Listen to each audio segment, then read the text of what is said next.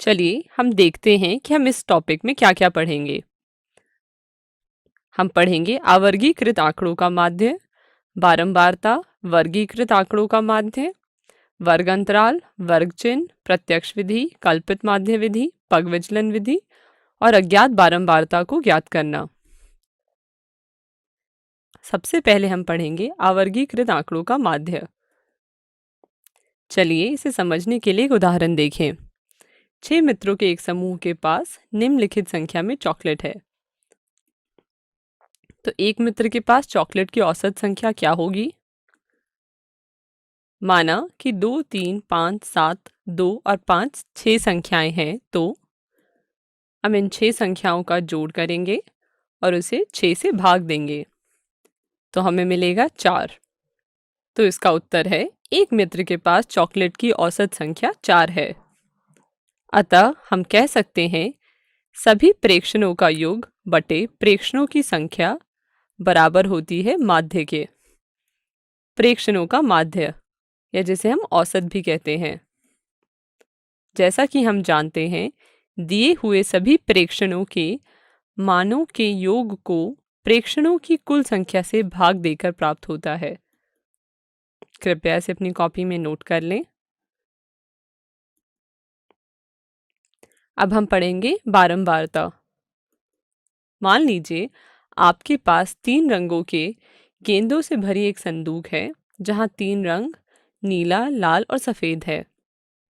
अब हमको उन गेंदों को उनके रंगों के अनुसार 3 अलग-अलग संदूक में रखने को कहा गया है।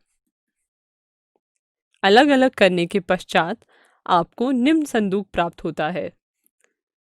जैसे कि आप देख सकते हैं नीले गेंद की संख्या 8 है, लाल गेंद की संख्या 9 है और सफेद गेंद की संख्या 7 है। अतः 8, 9 और 7 क्रमशः नीली, लाल और सफेद गेंदों की बारंबारता है। बारंबारता किसी एक घटना की आवृत्तियों की संख्या होती है। कृपया इसे अपनी कॉपी में नोट कर लें।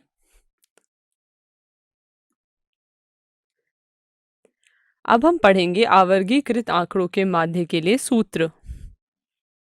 प्रेक्षणों का माध्य या औसत, जैसे कि हम जानते हैं कि दिए हुए सभी प्रेक्षणों के मानों के योग को प्रेक्षणों की कुल संख्या से भाग देकर प्राप्त होता है। यदि प्रेक्षणों x1, x2 से लेकर xn तक है और उसकी बारंबारताएं क्रमशः f1, f2 से fn तक हो, तो इसका अर्थ है कि प्रेक्षण x1 f1 बार आता है और प्रेक्षण x2 f2 बार आता है, इत्यादि। अब सभी प्रेक्षणों के मानों का योग कुछ इस प्रकार होगा तथा प्रेक्षणों की संख्या ये होगी। अतः इनका माध्य x बार निम्नलिखित विधि द्वारा प्राप्त होगा। उपरोक्त को हम संक्षिप्त रूप में एक यूनानी अक्षर, जिसे हम बड़ा सिग्मा कहते हैं, से व्यक्त करते हैं। इस अक्षर का अर्थ है जोड़ना। अर्थात यह कुछ इस प्रकार दिखेगा। कृपया इसे अपनी कॉपी में नोट कर लें। इसे और अधिक संक्षिप्त रूप में इस प्रकार लिखते हैं। यह समझते हुए कि i का मान 1 से n तक विचरण करता है। आइए इस सूत्र का माध्य ज्ञात करने के लिए उपयोग करें। इस सूत्र को अपनी कॉपी में नोट कर लें।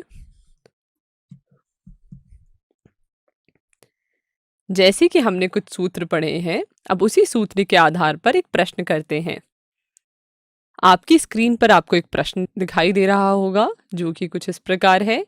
किसी स्कूल के कक्षा X में 30 विद्यार्थियों द्वारा गणित के एक पेपर में 100 में से प्राप्त किए गए अंक नीचे एक सारणी में दिए गए हैं। इन विद्यार्थियों द्वारा प्राप्त अंकों का माध्य ज्ञात कीजिए।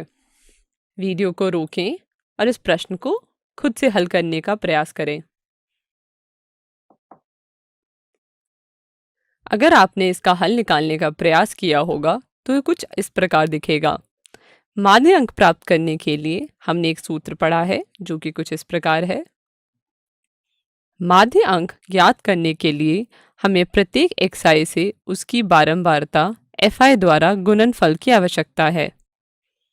अतः आइए इन गुणनफलों को सारणी में दर्शाए अनुसार एक स्तंभ में लिखें। यह कुछ इस प्रकार दिखेगा। हमने xi को fi से गुणनफल किया है।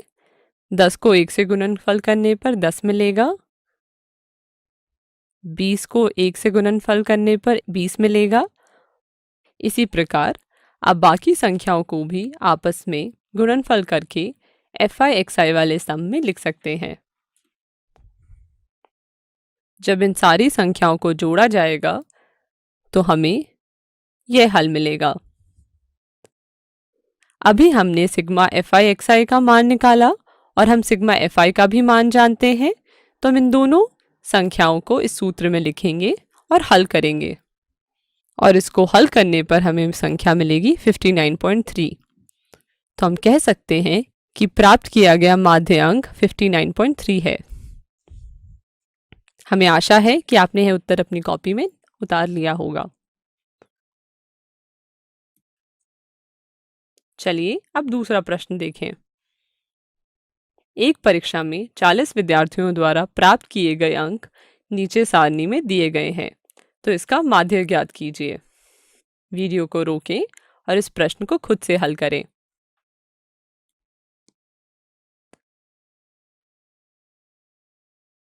इसका उत्तर कुछ इस प्रकार निकलेगा। जैसे कि हमने पढ़ा है, माध्य अंक ज्ञात करने के लिए हमें प्रत्येक xi से उसकी संगत बारंबारता fi द्वारा गुणनफल की आवश्यकता है। अतः आइए इन गुणनफलों की सारणी में दर्शाए अनुसार एक स्तंभ में लिखें, जो कुछ इस प्रकार दिखेगा। जैसे कि हमने पिछले प्रश्न में भी किया था, हमने सिग्मा fi xi का मान निकाल लिया है और हमने सिग्मा fi का भी मान निकाल लिया है। तो इन दोनों संख्याओं को इस सूत्र में लिख रखने पर हमें कुछ ये उत्तर मिलेगा, 23.15। तो हम कह सकते हैं कि इसका माध्य अंक 23.15 है। आइए अब तक जो हमने पढ़ा उसका पुनः स्मरण कर लेते हैं। हमने पढ़ा कि माध्य क्या होता है। हमने आवर्गीकृत आंकड़ों का माध्य निकाला, जिसका सूत्र कुछ इस प्रकार है, सभी प्रेक्षणों का योग बटे प्रेक्षणों की संख्या। हमने बारंबारता भी पढ़ा। हमने पढ़ा कि बारंबारता किसी एक घटना की आवृत्तियों की संख्या होती है, जिसे हमने एक उदाहरण के माध्यम से समझा था। हमने आवर्गीकृत आंकड़ों का माध्य का सूत्र पढ़ा, जो कि कुछ इस प्रकार है। चलिए अब वर्गीकृत और अवर्गीकृत आंकड़ों के बारे में पढ़ें। हमारे दैनिक जीवन की स्थितियों में आंकड़ों का संग्रह बहुत अधिक है। उदाहरण के तौर पर अपनी कक्षा को ही ले लीजिए। इसमें कुल 50 विद्यार्थी हैं। यदि मुझे एक विषय में आप लोगों द्वारा प्राप्त किए गए अंकों का माध्य निकालना है, तो मुझे 50 पंक्तियों की एक सारणी बनानी होगी। 50 पंक्तियों की एक सारणी बनाने और इसे हल करने में बहुत समय लगेगा। आसान विधि है कि आंकड़ों को वर्गीकृत करना और उसकी सहायता से माध्य निकालना। और अगर 50 की जगह हमें 100 विद्यार्थियों की कुछ संख्या निकालनी हो, तो वह कुछ इस प्रकार दिखेगी। हमारे दैनिक जीवन की अधिकांश स्थितियों में आंकड़े इतने बड़े होते हैं। उनका एक अर्थपूर्ण अध्ययन करने के लिए उन्हें समूहों में बांटकर अर्थात वर्गीकृत करके छोटा किए जाने की जरूरत है, जो कि कुछ इस प्रकार दिखेगी। यहाँ हम वर्गीकृत और अवर्गीकृत आंकड़ों के बीच का अंतर देख सकते हैं। अतः हमें दिए हुए अवर्गीकृत आंकड़ों को वर्गीकृत आंकड़ों में बदलने की आवश्यकता होती है तथा इन आंकड़ों के माध्य ज्ञात करने की विधि निकालने की आवश्यकता होती है, क्योंकि अवर्गीकृत आंकड़ों की तुलना में वर्गीकृत आंकड़ों के साथ कार्य करना अधिक आसान होता है। चलिए अब वर्गीकृत आंकड़ों का माध्य निकालें। मान लीजिए आपके स्कूल में 1000 विद्यार्थी पढ़ते हैं। सभी विद्यार्थियों को एक ही कक्षा में पढ़ा पाना असंभव होगा। इसी कारण विद्यार्थियों को अलग अलग कक्षाओं में बांट दिया जाता है, जैसे कक्षा 1, कक्षा 2 इत्यादि। इसी प्रकार सांख्यिकी में जब बहुत अधिक आंकड़ों को व्यवस्थित किया जाता है तो उन्हें विभिन्न वर्गों में वर्गीकृत किया जाता है और इस तरह के वर्गों की सीमा को वर्ग अंतराल कहते हैं और अंग्रेजी में से क्लास इंटरवल भी कहते हैं। वर्ग अंतरालों की माप सामान्यतः समान होती है। वर्ग अंतराल की सीमा को वर्ग सीमा कहते हैं। वर्ग अंतराल के मध्य बिंदु को वर्ग चिन्ह कहते हैं। कृपया इसे अपनी कॉपी में नोट कर लें। आइए इसे एक उदाहरण की सहायता से समझते हैं। जैसे कि आप देख सकते हैं, यहाँ हमने वर्ग अंतराल के माध्यम से संख्या को सजा रखा है। सबसे पहले निचली वर्ग सीमा देखते हैं। जैसे कि यहाँ दर्शाया गया है, सबसे पहले वाले बॉक्स में 10 से 25 का वर्ग अंतराल लिखा गया है, जिसमें से 10 निचली वर्ग सीमा है और ऊपरी वर्ग सीमा है 25। उदाहरण के तौर पर किसी वर्ग अंतराल 25 से 40 के लिए 25 निचली वर्ग सीमा है और 40 ऊपरी वर्ग सीमा है। किसी वर्ग अंतराल में ऊपरी वर्ग सीमा में आने वाले प्रेक्षण उस वर्ग अंतराल में नहीं लिए जाते हैं, जबकि निचली वर्ग सीमा में आने वाले प्रेक्षण उसी वर्ग अंतराल में लिए जाते हैं।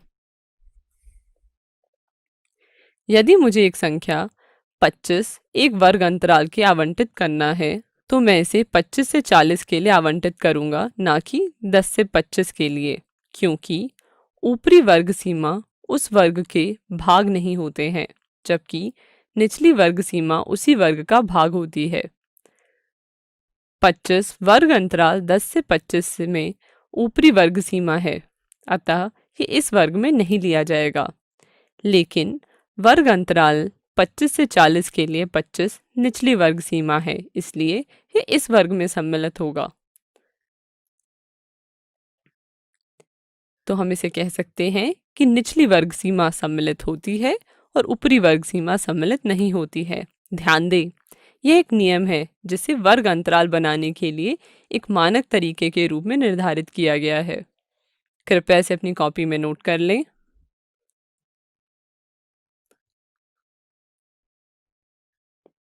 अब हम एक वर्ग अंतराल का मध्य बिंदु देखेंगे, जिसे हम वर्ग चिन्ह भी कहते हैं। हम एक वर्ग अंतराल का मध्य बिंदु उसकी ऊपरी और निचली सीमाओं का औसत निकालकर ज्ञात करते हैं, अर्थात वर्ग चिन्ह बराबर ऊपरी वर्ग सीमा जमा निचली वर्ग सीमा बटे 2। वर्ग 10 से 25 के लिए वर्ग चिन्ह है 10 जमा 25 बटे 2, जिसे हल करने पर हमें मिलेगा 17.5। कृपया इसे अपनी कॉपी में नोट कर लें। इसी प्रकार शेष वर्ग अंतरालों के वर्ग चिन्ह ज्ञात कीजिए। वीडियो को रोकें और दिए गए सारणी से वर्ग चिन्ह निकालें। अगर आपने इसका हल निकाला होगा तो ये कुछ इस प्रकार दिखेगा। कृपया इसे अपनी कॉपी में नोट कर लें। आइए अब तक हमने जो भी पढ़ा है उसका पुनः स्मरण कर लेते हैं। हमने पढ़ा वर्ग अंतराल, वर्ग चिन्ह, हमने वर्ग चिन्ह का सूत्र भी पढ़ा जो कि कुछ इस प्रकार दिखता है।